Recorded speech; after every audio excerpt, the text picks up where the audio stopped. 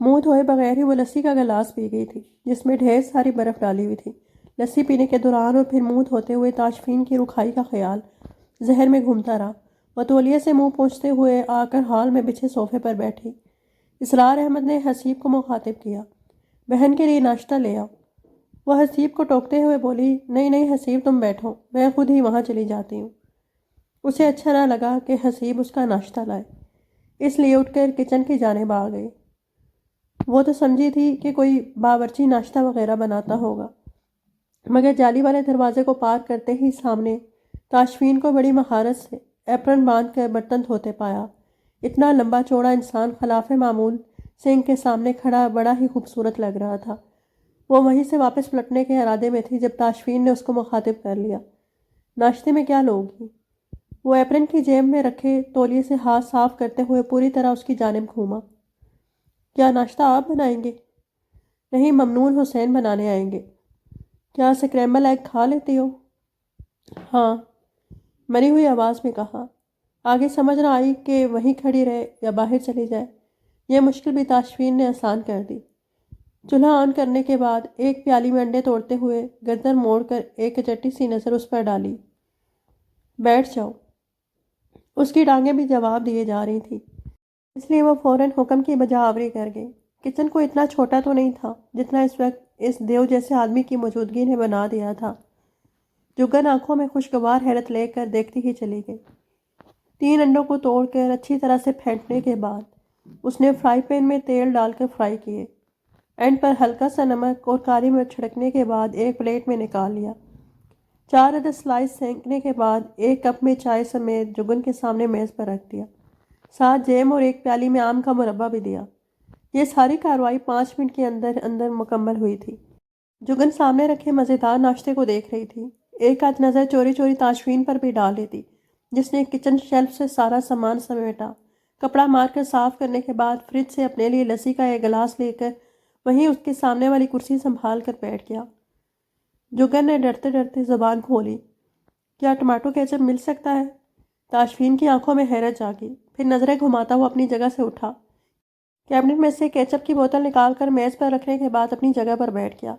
پہلے جگن اس کی مہارت اور تیزی سے چلتے ہاتھ دیکھتی رہی تھی، اب وہ اس کی کارروائی کو ہلکی سی تیوری کے ساتھ جانچ رہا تھا۔ جگن نے ایک سلائس سیدھا کیا، اوپر انڈے کا ڈھیر لگایا، اس کے بعد کیچپ اور ڈیلا، پھر دوسرا سلائس اوپر رکھ کر کھانے لگی۔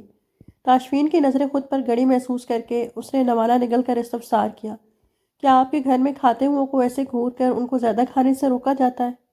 ویری فیری مس لٹل ریڈ رائڈنگ ہوڈ، اپنی آمد کا مقصد بتاؤ۔ آپ کے لیے ہرگز نہیں آئی ہوں، مجھے ایسی کوئی غلط فہمی ہے بھی نہیں، کیونکہ میری خاطر تم اس دن آتی جب میں نے خود سے تمہیں اپنے ساتھ آنے کا بولا تھا۔ آج تم آ بھی جاؤ، مجھے کوئی فرق نہیں پڑتا۔ تمہیں اپنا سوال دوبارہ سے دہراتا ہوں کہ کیوں آئی ہو۔ اس نے اپنے بھاگتے ہوئے دل کو مضبوطی سے تھام کر پہلو میں رکھا ہوا تھا۔ اس شخص کے سامنے پہلے ہی مرحلے پر خود کو کمزور ظاہر کر کے اپنے پہ حاوی نہیں کرنا چاہتی تھی، ورنہ وہ اس وقت اس کی گھورتی نظروں کے سامنے شیر بن کر ناشتہ نہ کر رہی ہوتی بلکہ کب کی بھاگ گئی ہوتی۔ دیکھیے تاشفین صاحب، نہ تو یہ آپ کا کرمنل سیل ہے، نہ میں کوئی ملزم جس سے آپ یوں تفتیش کر رہے ہیں۔ میں اپنے انکل کے گھر رہنے آئی ہوں، آپ کو اس سے کیا مطلب؟ تاشفین کا گہکا تنزیہ تھا، ماشاءاللہ یہ میرے ابا کب سے تمہارے اتنے پیارے انکل ہو گئے کہ تم اپنی ہائی فائی پروفائل زندگی سے وقت نکال کر اسپیشل ان کے ہاں رہنے آئی ہو۔ اپنی ساری عمر میں یہ معجزہ پہلے تو کبھی میری گناہگار نگاہوں سے نہیں گزرا۔ وہ اپنی بات پوری کر کے پھر سے سوالیہ نظریں اس پر جمائے بیٹھا تھا اور وہ مسمرائز ہو کر اس کا چہرہ دیکھ رہی تھی جو کچھ دیر پہلے تنزیہ ہی صحیح مگر کہکا لگاتے ہوئے گلاب کی مانند کھلا تھا، جس کی روشنی اس کی آنکھوں تک گئی تھی۔ وہ اس شخص کی مسکراہٹ کی پہلے ہی فین تھی، کہکے نے تو دل ہی لوٹ لیا۔ تاشفین نے اس کی آنکھوں کے سامنے چٹکی بجائی، hello little red riding hood, جاگ جاؤ۔ اس نے اپنا بچا ہوا ناشتہ ہاتھ میں لیا، دوسرے ہاتھ میں چائے کا کپ اٹھایا اور پاؤں کی مدد سے دروازہ کھول کر باہر آئی۔ ہال میں آ کر میز پر اپنا کپ رکھا اور عباس کے برابر صوفے پر ٹکتے ہوئے بولی، انکل کیا یہ آپ کا گھر نہیں ہے؟ اسرار احمد جو کہ اخبار پڑھ رہے تھے چونک کر متوجہ ہوئے، میرا ہی گھر ہے، کیوں؟ حسیب وائپر کا کام ختم کر چکا تھا، سنک سے ہاتھ دھو کر ادھر ہی آ گیا۔ فارس پہلے ہی تازہ دھلے ٹھنڈے فرش پر لیٹا ہوا تھا۔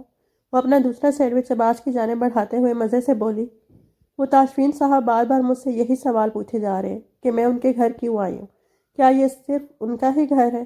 میرا ادھر کوئی حق نہیں ہے۔ اسرار احمد نے ایک نظر کچن کی کھڑکی سے نظر آتے تاشفین پر ڈالی، پھر جگن سے مخاطب ہوئے، بیٹا جی وہ ہمارے گھر کے لاڈ صاحب ہیں، ان کے خرچے پر ہم لوگ پل رہے ہیں، جس کا روب ڈالنے کو وہ ایسے ڈرامے کرتا ہے، پر تم غور نہ کرو کیونکہ باپ وہ نہیں میں ہوں، اور میری بیٹی جتنا عرصہ چاہے جہاں رہ سکتی ہے، بلکہ جس کمرے میں تم سوئی ہوئی تھی آج سے وہ تمہارا ہوا، اپنی مرضی سے سجا لو، حسیب لوگ تمہاری مدد کر دیں گے۔ تاشفین آنکھوں میں مسکراہٹ لیے کچن سے نکلا، سوچ سمجھ کر قدم اٹھائے، آخر کس لڑکی کے لیے اپنی پارٹی بدل رہے؟ اسی کی بہن نے آپ کے بڑے بیٹے کو الو بنا کر رکھا ہوا ہے، اور اب یہ آ گئی آپ کو شیشے میں اتارنے۔ فارس اس کا سارا سامان نکال کر میری گاڑی میں رکھ کر آؤ، یہ آج اور ابھی واپس جا رہی ہے۔ جگن کا چہرہ سرخ ہو گیا، ہاتھ میں تھاما سینڈوچ واپس پلیٹ میں رکھ دیا۔ حسیب اور فارس اسی کی جانب دیکھ رہے تھے، ان کو افسوس تو ہو رہا تھا مگر بھائی کو ٹوک نہ پائے۔ اسرار احمد نے اب کے غصے کا اظہار کیا، کیا تمہاری اخلاقیات خاص چلنے چلی گئی ہیں؟ پہلے ہی تم اس بچی کے ساتھ زیادتی کر چکے ہو، اب بھی اپنے سابقہ رویے پر معافی مانگنے کے بجائے الٹا اکڑ رہے ہو، شرم کرو۔ گھر آئے مہمان سے کوئی بھی ایسا سلوک نہیں کرتا، پہلی دفعہ وہ ہمارے گھر آئی ہے، اب اگر مزید کوئی بدتمیزی کی نہ تاشفین تو مجھ سے کلام نہ کرنا۔ ابا کیا ایک سبق کافی نہیں تھا؟ اس کی بہن کا ہم نے یوں ہی کھلے دل سے استقبال کیا تھا، جواب میں کیا ملا؟ ہمیں 2 ٹکے کے غریب بد تہذیب پینڈو لوگ کہہ کر چلی گئی، ساتھ میں ہمارا ہی بیٹا لے گئی، جیسے اس کو تو اللہ نے خاص اس کے لیے بڑا براڈ مائنڈڈ تہذیب یافتہ بنا کر بھیجا تھا۔ تاشفین مجھے دل میں بغض رکھ کر جینے والے لوگوں سے سخت نفرت ہے، اگر تمہارے دل میں اتنا میل بھرا تھا تو جگن سے شادی کیوں کی؟ آپ کو اچھی طرح علم ہے کہ یہ شادی میرے لیے زہر کے پیالے سے کم نہیں تھی، اس کے بہنوئی اور بہن کو ہی میری زندگی یوں برباد کرنے کی آگ لگی ہوئی تھی، میں ان لوگوں کو انہی کی زبان میں جواب دینے کے لیے اس سولی پر چڑھا تھا، اب یہ آپ کی سگی بن کر آ گئی ہے، جیسے ہم تو پاگل عقل سے پیدا لوگ ہیں کہ ان کی مکاریوں کو پہچان ہی نہ سکیں گے۔ جگن کو اپنی سماعت پر یقین نہیں آ رہا تھا، جبکہ اسرار نے بیٹے کو جھاڑ پھیلا دی۔ تاشفین آج تم نے مجھے میری عمر سے 3 گنا چھوٹی عمر کی بیٹی کے سامنے شرمندہ کر دیا ہے، کیا یہ میری تربیت ہے؟ ابا آپ اس کو بولیں یہ یہاں سے چلی جائے، ورنہ میرا اخلاق اور بھی کام سے جائے گا، اور میں سوری بھی نہیں کروں گا۔ جگن نے اس سے زیادہ خاموش نہ رہ سکی۔ انکل آپ ان کو بتا دیں، نہ میں ان کی جیب سے کھاتی ہوں، نہ ہی میں یہاں ان پر کوئی ڈورے ڈالنے آئی ہوں۔ یہ جو ڈر ہے نا کہ جیسے حارث بھائی آپ ہی کے پیار میں اندھے ہو گئے ویسے ہی یہ ہو جائیں گے، تو ان کو بولیں اپنی ہمت بچا رکھے، میرا ایسا کوئی ارادہ نہیں ہے، ڈرپوک کہیں گے۔ آخری لائن ڈرپوک براہ راست ڈرپوک کی نظروں میں دیکھ کر بولی تھی، جواباً جو تاثرات ملے وہ اسے فوراً نظریں پھیرنے پر مجبور کر گئے۔ اسرار احمد کے لبوں پر مسکراہٹ توڑ گئی، جبکہ وہ تینوں بھائی ایک دفعہ جگن کا چہرہ دیکھتے جو اپنی بات پوری کرنے کے بعد مزے سے چائے پینے لگی، پھر دوسری دفعہ اپنے بھائی کو دیکھتے جو بہت کچھ کہنے کی خواہش دل میں دبائے اس کو صرف گھوریوں سے نواز رہا تھا۔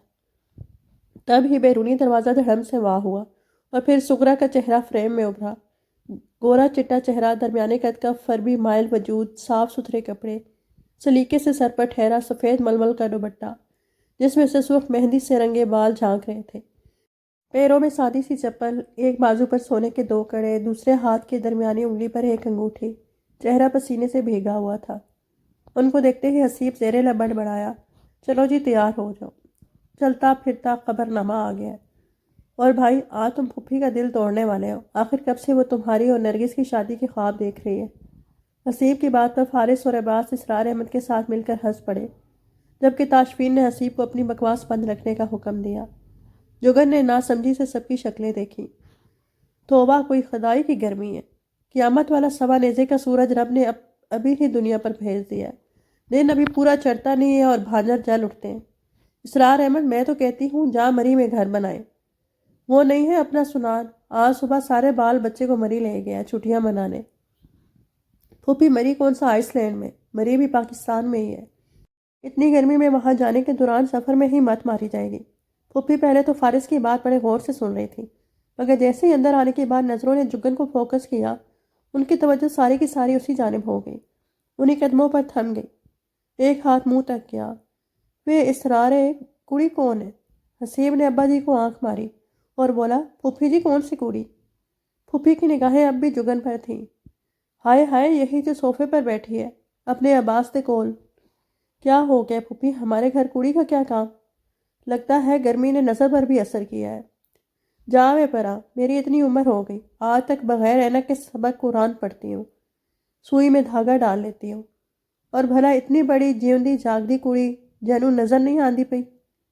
پھر بھی کہیں سامنے والے آئینے میں اپنا آپ دیکھ کر تو دھوکہ نہیں کھا رہی ہیں، کیونکہ یہاں ہم پانچوں باپ بیٹوں کے علاوہ اگر کوئی ہے تو وہ آپ خود ہیں۔ اور پھوپھی، آپ خود کو لڑکی بول کر گناہ گار تو نہ ہو، کل کو اللہ کو بھی منہ دکھانا ہے۔ اب کے جواب فارس کی جانب سے آیا تھا۔ پھوپھی نے غصے سے دونوں بھائیوں کو گھورا، پھر اسرار احمد کو۔ تیرے یہ دونوں مسٹنڈے اپنی حرکتوں سے باز نہیں آتے، کسی دن ان کو جوتے مارنے پڑ جانے ہیں۔ بس ایک تاشی ہی میرا بیوہ پتر ہے۔ اب وہ ڈرتے ڈرتے جگن کے قریب آئی اور اس کے وجود کا یقین کرنے کے لیے ہلکا سا کندھے پر ہاتھ کا دباؤ ڈال کر مطمئن ہو کر وہیں بیٹھ گئی۔ اصل کوڑی ہے، ایسے ہی مجھے پاگل بنا رہے تھے۔ اسرار، یہ کون ہے؟ پہلے تو کبھی نہیں دیکھی۔ اب پھر ہنسی باپ سے پہلے ہی بول پڑا۔ پھوپھی نہ پوچھو، کیونکہ تمہارے ارمانوں پر اوس پڑ جانی ہے۔ تاشفین باہر کو نکل گیا۔ جگن کی نگاہوں نے اینڈ تک پیچھا کیا۔ کیا اول فول بولے جا رہے ہو؟ آخر اسرار کو ہی بولنا پڑا۔ یہ جگن ہے، تاشفین کی بیوی ہے۔ پھوپھی کا منہ لٹک گیا۔ چلو اب تم بھی بیٹوں کے ساتھ مل کر مجھ بوڑھی کا مذاق بناؤ، یہی کسر رہ گئی تھی۔ نہیں بھلا میری اتنی جرت کہ آپ کا مذاق بناؤں؟ میں سچ کہہ رہا ہوں۔ اسرار احمد نے فوراً ہی صفائی دی۔ پھوپھی کے چہرے پر حقیقی دکھ لکھا نظر آیا۔ لے دس، ابھی کل میں یہاں سے ہو کر گئی ہوں، تب تک تو تاشفین کی کوئی بیوی نہیں تھی، اب یہ راتوں رات بیوی کہاں سے آ گئی؟ بس جوان اولاد ہے، اپنی مرضی سے بیاہ لایا ہے، اب میں کیا کرتا، یہ بھی کسی کی بیٹی ہے۔ ہائے میں مالکا تیرے رنگ! اسرار، مجھے تو لگتا ہے اللہ نے تمہارے مقدروں میں اچھی بہو سے خدمت کروانا لکھا ہی نہیں ہے۔ ایک وہ حارث کی ووٹی ہے، ہوا کے گھوڑے پر سوار رہنے والی، نہ اس کو کسی جیتے جاگتے کی فکر، نہ مرے ہوں کا درد، اور اب ایک یہ لے آیا ہے پرکٹی کبوتری۔ پر چلو حارث لاکھ برا صحیح، پر شادی میں تو تمہیں لے کر گیا تھا۔ یاد ہے مجھے تم دونوں میاں بیوی رشتہ لے کر گئے تھے، سارا محلہ بارات کے ساتھ گیا تھا۔ پتہ چلا تھا کہ کوئی شادی ہوئی ہے، اور جس کی شادی کا سب سے زیادہ ارمان تھا اس نے جھوٹے منہ بتایا تک نہیں، تبھی یہاں کھڑا نہیں رہا، میرے آتے ہی فوراً چلا گیا، شرمندہ جیا۔ جگن خوف زدہ ہو کر ان کی شکل دیکھ رہی تھی۔ پھوپھی کیوں فکر کرتی ہیں؟ میں ہوں نا آپ کا بیٹا، سارے ارمان میری شادی پر پورے کر لینا، پر خدا کے لیے کہیں منگنی ہی کروا دو۔ ہم بھی زمانے کو منہ دکھانے والے بنے، لوگوں کو یہ بتا بتا کر اکتا گیا ہوں کہ میں ابھی تک غیر شادی شدہ ہوں۔ بھلا فارس اسرار کا دنیا کی خوشیوں پر کوئی حق نہیں ہے؟ لو اور سن، جمعہ 8 دن نہیں ہوئے اس کو پیدا ہوئے اور شادی کے سپنے دیکھے جا رہے ہیں۔ آدھا دن تو تمہارا نکلتا ہے گڈے لوٹنے میں، تمہیں لڑکی کون دے گا؟ میرا صاحب پتر تو دھوکہ دے گیا، اب بھلا میں نرگس کو کیا منہ دکھاؤں گی؟ کتنے اچھے گھروں کے رشتے میں نے موڑ دیے، اور آج یہ دن دیکھ رہی ہوں۔ خیر میرا تاشفین تو بڑا ہی سیدھا سادہ بھولا سا ہے، یہ لڑکی ہی اس کو چرا گئی ہے۔ ساتھ ہی وہ خطرناک تیوروں کے ساتھ جگن کی جانب مڑی۔ کسی غلط فہمی میں مت رہنا، آج بھی تاشفین کو حکم دے دوں نا تو وہ میری اتنی عزت کرتا ہے کہ میرے کہنے پر تمہیں چھوڑ دے۔ یہ اسرار میرا بھائی ہے، یہ میرے بھتیجے، ان کو تنگ نہ کرنا، سلیقے مند عورتوں کی طرح خیال رکھنا۔ اب میں چلتی ہوں۔ مگر جانے سے پہلے انہوں نے اپنے دوپٹے کے پلو سے بندھا 100 کا نوٹ کھول کر اس کی ہتھیلی پر رکھ دیا۔ اتنی باتیں سننے کے بعد جگن کا جی چاہا کہ 100 کا نوٹ اٹھا کر فرش پر مارے۔ مجھے نہیں چاہیے تمہارے پیسے، پر اسرار احمد کے اشارے پر اس نے بغیر کچھ کہے شکریہ کہہ کر نوٹ پکڑ لیا۔ پھوپھی کے جاتے ہی وہ سب اس کی دل جوئی کرنے لگے۔ بیٹی، پھوپھی کی کسی بات کو سیریس لے کر دل پر مت لے جانا، باتیں ایسی ہی کر دیتی ہے، پر دل کی بڑی اچھی ہیں۔ دیکھا ناراض ہونے کے باوجود جانے سے پہلے تمہیں سلامی دے کر گئی ہیں۔ تاشفین کے حوالے سے ایسی باتیں ہو سکتا ہے ساری گلی کی مایوں سے سننی پڑے۔ اس کی شادی کا یہاں سب کو بڑا ارمان تھا، پر ہم نے کسی کو بلایا نہیں تھا، نہ یہاں کسی کو اس کا علم ہے، تو کوئی جذبات میں کچھ کہہ دے تو برا نہ منانا، پہلے جانچیں گے، پھر یہی لوگ تمہیں کھلا ڈلا پیار دیں گے۔ ذرا اوکھے قسم کے لوگ ہیں، پر ہیں بہت اچھے۔ کوئی بات نہیں انکل، یہاں تو وہ خود بھی اس شادی سے ناخوش ہے، بہتر ہے آپ ان کی دوسری شادی ان کی اور محلے والوں کی مرضی سے کروا دیں۔ اندر آتے ہوئے تاشفین نے اس کی بات سن لی تھی۔ تم اپنے مفید مشورے اپنے پاس رکھو، ابا جلدی سے تیار ہو کر چلیں، ڈاکٹر نے 1 بجے کا وقت دیا ہوا ہے، اور سامنے والے گھر سے بلند ہوتا پھوپھی کا فل والیوم سن کر آیا ہوں۔ جب تک سارے محلے کو میری نافرمانی کی تازہ خبر نہ سنا دی، انہوں نے بریک پر پیر نہیں رکھنا۔ ویسے جو حقیقت ہے وہ بتاتے نا، اب خواہ مخواہ مجھے باتیں سننی پڑیں گی۔ تاشفین کی بات پر اسرار احمد صفائی دیتے ہوئے بولے، کسی طرح تو یہ معاملہ سنبھالنا تھا، اگر حقیقت بتاتا تو انہوں نے مجھ سے ناراض ہونا تھا، جبکہ تم سے تو کوئی بھی ناراض نہیں ہوگا، ہاں جگن کی خیر نہیں ہونی۔ یہ بھی اچھا ہے، اسی طرح یہ یہاں سے بھاگے گی۔ انکل آپ سن رہے ہیں نا یہ کیا بول رہے ہیں؟ بس بیٹا تم اگنور کر دو، اس نے تو تمہارے سامنے میری تربیت کی ناک ڈبو دی ہے، میں شرمندہ ہوں۔ نہیں انکل آپ ایسا نہ بولیں، آپ تو بہت اچھے ہیں۔ آگے وہ کہنا چاہتی تھی آپ ہی نے تو کبھی آپ کے حوالے سے اچھی بات نہیں کہی، مگر خاموش ہی رہی۔ تاشفین باپ کو تیار کروا کر اپنے ساتھ لے گیا، بھائیوں کو دوپہر کے کھانے کے حوالے سے ہدایت کر گیا، مگر ابھی ان لوگوں کو گھر سے نکل کر گئے 10 منٹ بھی نہ ہوئے ہوں گے کہ ایسا لگا سارا لاہور ہی اٹھ کر ان کے گھر آ گیا ہو۔ لڑکیاں، عورتیں، بوڑھیاں، بچے، بڑی عمر کے مرد، تاشفین کی بیوی کا دیدار ایسے کیا جا رہا تھا جیسے تاشفین کی بیوی نہ ہوئی دنیا کا 8واں بڑا عجوبہ ہی ہو گئی۔ کوئی سر پہ پیار دے رہی، کوئی اپنا فون میں اس کے ساتھ سیلفی بنا رہی، کوئی سلامی دے گئی۔ جتنے منہ اتنی باتوں کے درمیان ایک چیز کامن رہی، سب نے یہ ضرور کہا دلہن تو بڑی پیاری ہے، اور دلہن کو اتنا موقع نہ ملا تھا کہ وہ اپنا شکلوں والا لباس ہی بدل لیتی۔ اللہ اللہ کر کے یہ شو 11 بجے سے شروع ہو کر دن 3 بجے جا کر کہیں ختم ہوا۔ سب کو مسکرا مسکرا کر دیکھنے سے اس کا منہ درد کرنے لگ گیا۔ جیسے ہی گھر خالی ہوا اسیم نے دروازہ لاک کر دیا۔ توبہ ہے یار، اچھا گیا جو شادی پر ان لوگوں کو نہیں بلایا، ورنہ کھانا ہی نہ پورا ہوتا۔ وہ چھوڑو، یہ بتاؤ ابھی کھانے میں کیا کرنا ہے؟ ابا لوگ بھی آتے ہوں گے۔ فارس کی بات پر حسیب نے کندھے اچکائے، بھائی کو فون کر دو، آتے ہوئے کھانا لے آئے، اور کیا۔ فارس فون سٹینڈ کی جانب بڑھا، جگن اٹھ کر اندر کمرے میں چلی گئی، دماغ سائی سائی کر رہا تھا۔ زندگی کا نیا اور عجیب و غریب واقعہ آج رونما ہوا تھا۔ فیشن جرنلسٹ صاحبہ عام سے لباس میں کنگھی کیے بغیر اتنے زیادہ لوگوں سے ملی تھی، اس کے باوجود اندر باہر سب خالی پن تھا۔ کمرے میں موجود ایئر کولر آن کر کے بیڈ پر لیٹ گئی اور وہیں پڑے پڑے غافل ہو گئی۔ اس کے فون کی بیل ہو رہی تھی، جس کی وجہ سے آنکھ کھلی، دیکھا تو 6:15 ہو رہے تھے، یعنی وہ 3 گھنٹے سوئی تھی۔ باس کا نمبر سکرین پر چمک رہا تھا۔ آن کرتے ہی اٹھ کر بولی، السلام علیکم سر۔ دوسری جانب سے لغاری صاحب کی خوشباش آواز آئی، وعلیکم السلام۔ ہاں بھئی ہمارے بہادر سپاہی، بتاؤ محاذ کیسا جا رہا ہے؟ محاذ تو بڑا کٹھن ہے سر، وہ تو مجھے بالکل بھی پسند نہیں کرتے ہیں، یعنی ہماری توقع سے بڑھ کر نالائق ہے۔ باقی گھر کے افراد کا رویہ کیسا ہے؟ باقی سب تو بہت اچھے ہیں، مجھے کہنا پڑے گا آپ ہی تو ان کے بارے میں ذرا انصاف نہیں کرتی ہیں۔ انکل بڑے ہی نفیس ہیں، پتہ نہیں ان کا یہ والا بیٹا کس پر چلا گیا ہے، دوسرے تو ایسے نہیں ہیں، یہ اپنی بھابھی پر چلا گیا ہوگا۔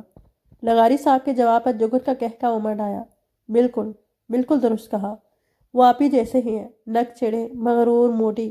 پر ایک بات ہے سر، یہاں آنے کا فیصلہ تو میں نے جذبات میں کر لیا تھا، پر اب مجھے بھی ضد ہو گئی ہے، میں اب کہیں نہیں جا رہی ہوں، ادھر ہی رہ کر ان کے سینے پہ مونگ ڈلنی ہے۔ ایک مزے کی بات سنیں سر، یہاں ان کا سارا محلہ مجھے دیکھنے آیا تھا، بڑی کوئی سیلیبریٹی والی فیل آئی تھی، اتنے سارے لوگ بیک وقت اتنی چاہت سے دیکھ رہے ہوں، سوچے ذرا کتنا اچھا لگتا ہے۔ آپ میری 2 ماہ کی بجائے 4 ماہ کی چھٹی منظور کریں، اب یا تو تاشفین بدلیں گے یا میں یہاں سے ہمیشہ کے لیے جاؤں گی۔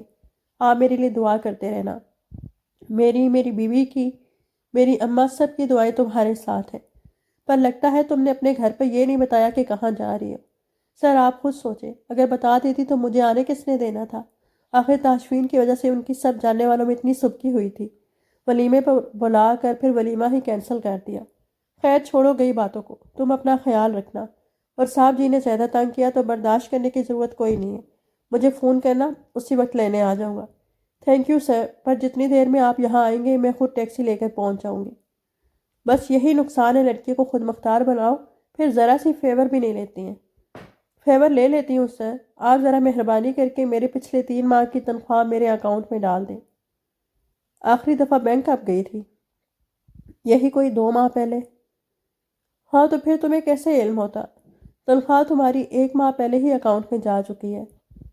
سر میں اپنا اکاؤنٹ بیلنس گھر پر ہی چیک کر لیتی ہوں، آپ کی جانب سے میرے اکاؤنٹ میں کچھ نہیں آیا ہے، وہی میرے ابو جان نے جو جیب خرچ دیا وہی آتا ہے۔ بھائی بڑا مسئلہ ہے، تمہارے ساتھ تو بندہ جھوٹ بھی نہیں بول سکتا۔ میں آج اپنے اکاؤنٹ سے ٹرانسفر کروا دیتا ہوں، میں رات کو چیک کر لوں گی، اگر رقم نہ آئی ہوئی نا تو 7 جرمانہ لگے گا۔ اچھا بھائی دیکھ لینا، اب اپنا خیال رکھنا، اور ہاں اگر گھر بیٹھ کر تنخواہ لینے کا شوق ہونا تو ذرا اپنی ای میل چیک کر لینا۔ سر میں بالکل بھی مدد نہیں کر رہی ہوں، اس لیے مجھے کوئی کام نہ بھیجا جائے، میں چھٹی پر ہوں۔ ہاں ہاں چھٹی پر ہو، پر تھوڑا بہت کام کرتے رہنے سے ذہن زنگ آلود نہیں ہوتا۔ اچھا اب کھانا شانا بناؤ۔ جہاں تک میرا علم ہے تمہاری ساس تو حیات نہیں ہے، نہ ہی کوئی نند ہے، کھانا وغیرہ خانسامہ بناتا ہوگا۔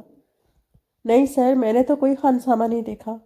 ہاں تاشفین کے ہاتھ کا بنا ناشتہ ضرور کیا، اور میں کہہ سکتی ہوں کہ انہوں نے انڈا بہت اچھا بنایا تھا۔ تم ایس پی تاشفین کی ہی بات کر رہی ہو؟ وہ کچن میں بھی کام کرتا ہے؟ جی سر، برتن بھی دھوتے دیکھا ہے۔ Now that's something new. اس کی تصویروں کے ساتھ میگزین میں انٹرویو چھاپیں گے۔ نوجوان نسل کو ایسے ہر فن مولا انسان کے بارے میں ضرور جاننا چاہیے۔ آپ چاہتے ہیں وہ سیدھا سیدھا مجھے قتل ہی کر دیں؟ تمہیں اگر ڈر لگتا ہے تو میں یہ کام کسی اور کے سپورٹ کر دوں گا۔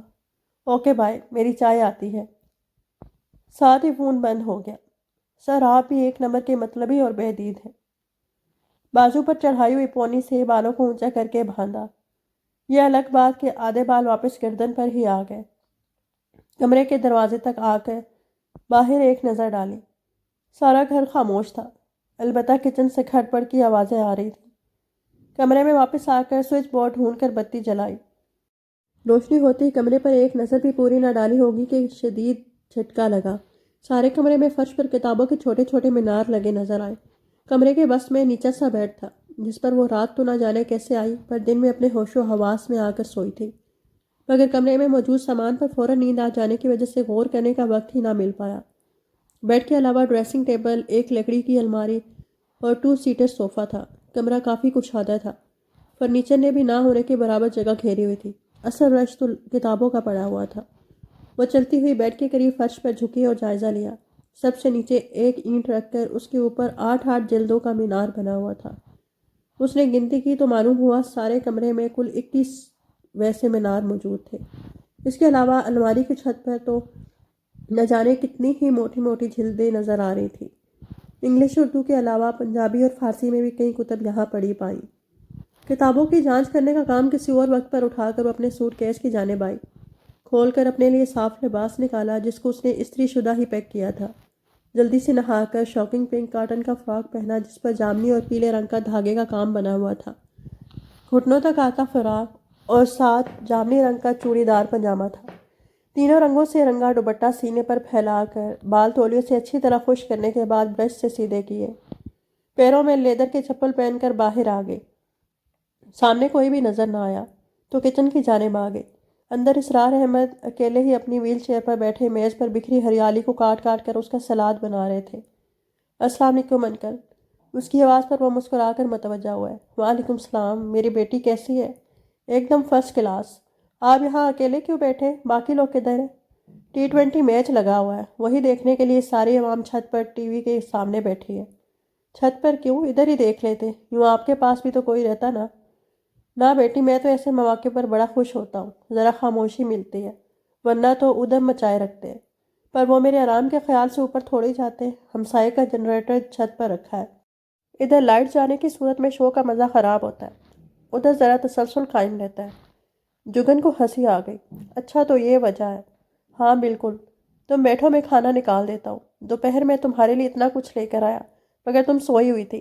میں نے فارغ سے کہہ کر سب کچھ فریج میں رکھوا دیا تھا، اگر کہو تو وہی گرم کر دوں، نہیں تو تازہ کھانے میں میتھی بنی ہے۔ حسیب کو آواز دو، تندور سے روٹیاں پکڑ لاتا ہے۔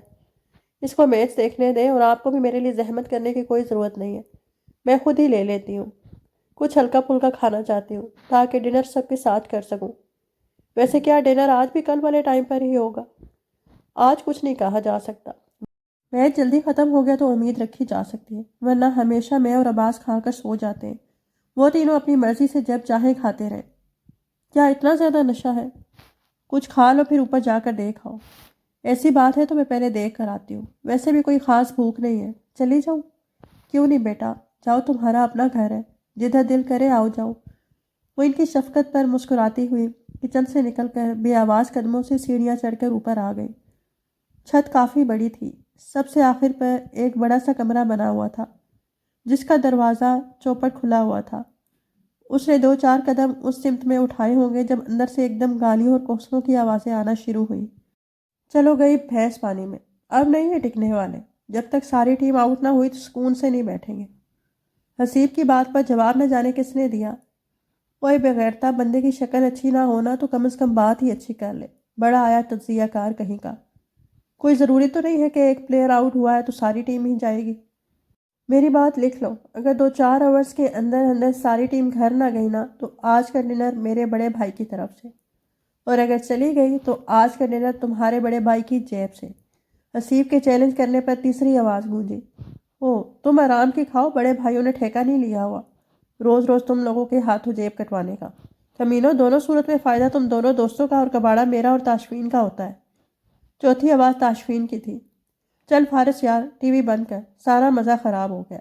اب کوئی معجزہ ہی ہو تو، ورنہ ہم میچ ہار گئے، لہٰذا یہاں بیٹھ کر بلڈ پریشر بڑھانے سے بہتر ہے نیچے چل کر کھانا کھایا جائے۔ جوتے پہنے کی آواز کے بعد قدموں کی چاپ ابھری اور اگلے پل اس کا چہرہ دروازے کے فریم میں نظر آیا۔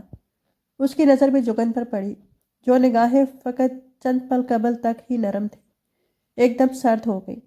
اندر والی عوام ابھی تک میچ میں گم تھی۔ تاشفین چلتا ہوا اس کے قریب آیا، جو اس کی جانب دیکھنے سے پوری طرح اجتناب برت رہی تھی۔ ایک سیکنڈ کو وہ اس کے پاس تھا، پھر بغیر کچھ کہے آگے بڑھ گیا۔ جگر نے ناہموار ہوتی سانسوں کے ساتھ اس کی چوڑے شانوں والی پشت کو دکھ سے دیکھا۔ دل اس سمے جیسے درد کا پھوڑا بن گیا۔ گہری ٹیس اٹھی تھی، جی چاہا ابھی اور اسی وقت یہاں سے چلی جائے۔ اتنی بےعزتی تو ساری زندگی نہیں ہوئی ہوگی جتنی اس ایک دن میں تاشفین کی سنگت میں محسوس ہو رہی تھی۔ جیسا سلوک تم میرے ساتھ کر رہے ہو، میں پائی پائی کا حساب نہ لوں تو تمہاری بیوی نہیں ہوں۔ پھر اپنے خیال پر خود ہی شرما گئی، لبوں پر مسکراہٹ دوڑی تھی۔ وہ اس وقت سٹنگ ہال میں موجود تھا۔ سارے گھر پر ہو کا عالم چھایا ہوا تھا۔ رات کے 12:30 بج رہے تھے اور اس گھر کے مکین اس وقت تک گدھے گھوڑے بیچ کر پڑ جاتے تھے، کیونکہ صبح دوسرے تینوں نے کالج اور اسکول کے لیے نکلنا ہوتا تھا۔ خود اس کا بھی آج ڈیوٹی پر واپسی کا دن تھا۔ گھر پر گزاری ایک چھٹی تو جاتے نظر بھی نہ آئی۔ ٹیلی ویژن ہلکی آواز کے ساتھ چل رہا تھا۔ اس وقت آنگن ٹیڑھا لگا ہوا تھا۔ وہ بڑے انہماک سے شکیل صاحب اور بشریٰ انصاری کے درمیان ہونے والے مکالمے سن رہا تھا۔ چہرے پر دھیمی سی مسکراہٹ تھی۔ دونوں ہاتھ سر کے پیچھے باندھے صوفے پر نیم دراز تھا۔ آدھی ٹانگیں صوفے کے اینڈ سے نیچے لٹک رہی تھی۔ ریموٹ کنٹرول سینے پر دھرا تھا۔ تبھی فون پر میسج ٹون بجی، جو کہ شام سے لے کر اب تک وقفے وقفے سے نہ جانے کتنی مرتبہ بج چکی تھی، پر وہ مسلسل اگنور کرتا رہا تھا کیونکہ تب وہ بھائیوں کے ساتھ موجود تھا۔ اب تنہائی نے توجہ ادھر مبذول کروا ہی دی۔ فون کھول کر دیکھا، چند ایک دوستوں کے میسیجز تھے۔ اس کے علاوہ 21 میسج اسی آئی ڈی سے تھے جس کے چلانے والی خود کو اسی کا فین کہتی تھی۔ اس نے تعصب سے سر ہلاتے ہوئے جواب ٹائپ کرنا شروع کیا۔ تم آخر بنی کس مٹی کی ہو؟ کوئی غیرت حمیت نامی چیز سے بھی کبھی واسطہ پڑا ہے یا نہیں؟ دوسری جانب سے پھٹ جواب آیا، میرا آج تک بس تم سے ہی واسطہ پڑا ہے، اور تم بھی بے وفا نکلے۔ محبت مجھ سے کی اور شادی کسی اور سے؟ آگے رونے والا منہ بنا بھیجا۔ تمہیں کیسے علم ہے کہ میں شادی شدہ ہوں؟ ماتھے پر تیوری لے کر ٹائپ کرنے کے بعد جواب کا منتظر تھا، جو کہ اس گزرے وقت میں پہلی دفعہ ہوا تھا کہ وہ اس سر پھری لڑکی کے میسج کا منتظر ہوا ہو۔ تم نے نہیں بتایا، بلکہ آج میں نے سچ اپنی آنکھوں سے دیکھا ہے۔ کون سا سچ؟ تمہاری بیوی اور کون؟ وہ چال چلتے ہوئے لکھنے لگا، میری تو شادی ہی نہیں ہوئی، بیوی کہاں سے آئے گی؟ ہائے، میں نے آنکھیں بند کر کے تمہاری سوبنی صورت پر اعتبار کر لیا، اور اب بھی میرے ساتھ جھوٹ بول رہے ہو، حالانکہ آج میں نے تمہارے گھر پر آ کر تمہاری بیوی سے ملاقات کی تھی۔ کیا تم میرے محلے میں رہتی ہو؟ ہاں، ایمی تو تم سے محبت نہیں کر لی، صبح شام تمہیں اپنے دروازے کے آگے سے گزرتے دیکھتی ہوں۔ اگر تم نرگس ہونا تو یاد رکھنا، تمہارے گھر آ کر پھپھی سے وہ جوتے پڑواؤں گا کہ یاد کرو گی، پر تم نرگس ہو نہیں، وہ بیچاری سیدھی سی ہے، جبکہ تم کافی چالو قسم کی لڑکی ہو۔ جلدی سے اپنے والد کا نام اور گھر کا پتہ بتاؤ، ابھی آمنے سامنے ملاقات کرنے کو حاضر ہو جاتا ہوں۔ میں جانتی ہوں تم مجھ سے ملنے کبھی نہیں آؤ گے، جھوٹ بول کر مجھے ورغلا رہے ہو، پہلے ہی میرے ساتھ اتنا ظلم کر چکے ہو، میرا نمبر بلاک کیا، پھر مجھے فیس بک پر بھی بلاک کیا۔ ان گزرے ماہ میں یہ میری 7ویں آئی ڈی ہے، تم نے میری کل 6 آئی ڈیز بلاک کی ہیں۔ تاشفین اسرار ایک محبت بھرے دل پر اس قدر ظلم کرتے ہوئے کیا تمہیں ذرا رحم نہیں آتا؟ میری اتنی کوشش کے باوجود بھی تم نے میری جان نہیں چھوڑی۔ یار، کوئی دنیا میں اس قدر بیکار انسان بھی ہوگا جتنی تم ہو؟ انتہا درجے کی فارغ اور مستقل مزاح۔ کسی دن مجھے زیادہ غصہ آ گیا نا تو میں نے اس آئی ڈی کے ذریعے تمہاری لوکیشن ٹریس کروا کر جا تمہیں پکڑنا ہے۔ اوف اللہ، تو جلدی ٹریس کرواؤ نا۔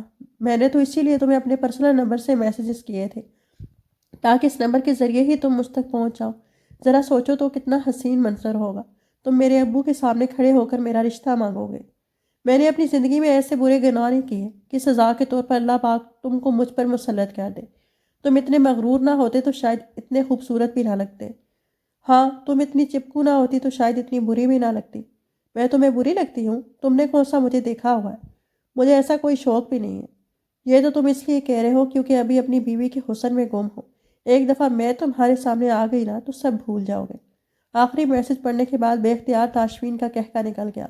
میڈم، پھر تم نے میری بیوی دیکھی ہی نہیں ہے۔ مجھے نہیں لگتا اس سے زیادہ بھی کوئی لڑکی حسین ہو سکتی ہے۔ تم ایسا بول کر میرا دل نہ چلاؤ۔ اس کے لال بال انتہائی برے لگتے ہیں۔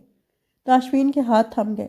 یہ اب زیادہ ہی خطرناک بات ہو گئی تھی۔ وہ ابھی تک اس بات پر بھی 100% پر یقین نہیں تھا کہ آیا یہ کوئی لڑکی ہی ہے، لڑکا بھی تو ہو سکتا تھا۔ پر اب اس نے جگن کے بالوں کا رنگ بتا کر تاشفین کے اندر الارم بجا دیا تھا۔ چند لمحوں پہلے والی مسکراہٹ بالکل غائب ہو چکی تھی۔ تاشفین نے جواب میں کچھ نہیں کہا، نہ تصدیق کی نہ تردید۔ گہری سانس خارج کرتے ہوئے فون بند کر کے پہلو میں رکھ دیا۔ ایک نظر اپنے کمرے کے بند دروازے پر ڈالی۔ رات کے کھانے پر اس کا دوست اور اس کا چھوٹا بھائی جو کہ فارس کا دوست تھا دونوں ہی موجود تھے۔ جگن کی وجہ سے کوئی بھی اپنے خول میں بند نہیں ہوا تھا، ورنہ عام طور پر لڑکے الماس کا سامنا ہونے پر اس سے بات کرنا تو دور، اس کے سوال کا جواب دینا بھی پسند نہیں کرتے تھے۔ مگر تاشفین نے ایک ہی دن میں یہ بات نوٹ کر لی تھی۔ نہ ہی جگن کا رویہ اس کے بھائیوں کے ساتھ ویسا تھا جیسا الماس کا ہوتا، نہ ہی جواب میں فارس لوگ بہت خاموش اور بے نیاز تھے، بلکہ وہ اپنی روزمرہ کی عادت کے مطابق شور و غل کرتے رہے تھے، جس میں جگن پورا ساتھ دیتی رہی۔ یہ الگ بات کہ وہ تاشفین کی جانب دیکھنے اور اسے مخاطب کرنے سے صاف گریز برت رہی تھی۔ تمہارا یہ روپ کسی سازش کا حصہ ہے جگن، ورنہ اتنی بڑی امیر زادی اتنے سادہ مزاج کی نہیں ہو سکتی۔ تم اگر ذہنی طور پر شارپ ہو تو میں نے بھی گھاٹ گھاٹ کا پانی پیا ہوا ہے۔ اپنے قرب تک رسائی دے کر تمہارے ہاتھوں شکست نہیں کھاؤں گا، کبھی بھی نہیں۔ پرسوچ انداز میں نظریں ٹیلی ویژن سکرین پر جمی تھی اور دماغ کہیں اور گھوم رہا تھا۔ خیر، اب میں اتنا کمزور انسان تو ہوں نہیں کہ ایک لڑکی کی وجہ سے پریشان پھروں۔ جو ہوگا دیکھا جائے گا۔ پہلے تو اس آئی ڈی کو کھوجنا پڑے گا۔ اس نے فون دوبارہ اٹھایا اور ٹائپ کرنے لگا۔ کیا میں تمہارا نام پوچھ سکتا ہوں؟